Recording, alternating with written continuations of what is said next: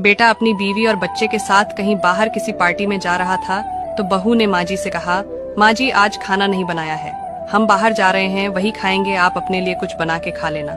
बूढ़ी माँ ने कहा, लेकिन बेटा मुझे तो गैस चलाना नहीं आता है। बहू ने कहा, तो फिर ऐसा कीजिए कि पास वाले मंदिर में भंडारा लगता है, आप वहीं पर जाकर खा लीजिएगा, तो आपको गैस चलाने की जरूरत ही नहीं पड़ेगी। पास में ही खड़ा बेटा और पोता ये सब सुन रहे थे, लेकिन कोई कुछ नहीं बोला। बूढ़ी माँ को भूखा ही छोड़कर बेटा और बहू पार्टी में निकल गए। माँ को थोड़ा दुख तो हुआ, लेकिन फिर अपने आप को ये सोचकर मना लिया, ठीक ही तो है, कभी कभी घर के काम से आराम बहू को भी मिलना चाहिए, और भगवान का भंडारा खाने का सौभाग्य किस्मत वालों को ही तो मिलता है। माँ खुशी खुशी मंदिर में जाकर भंडारा खा आई। एक दिन बेटे की छुट्टी थी, बेटा बहू और उनका बच्चा अपने घर में साथ में समय बिता रहे थे।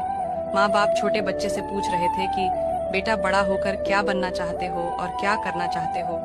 छोटे बच्चे ने बड़े ही सरल भाव से माँ बाप को उत्तर देते हुए कहा, मैं बड़ा होकर वकील बनना चाहता हूँ, मेरी इच्छा है इस घर से भी बड़ा एक घर लेने की, लेकिन वह घर मंदिर के पास होना चाहिए, ताकि मैं बड़ा होकर किसी भी पार्टी में बाहर जाऊं तो आप दोनों को ज्यादा तकलीफ ना हो।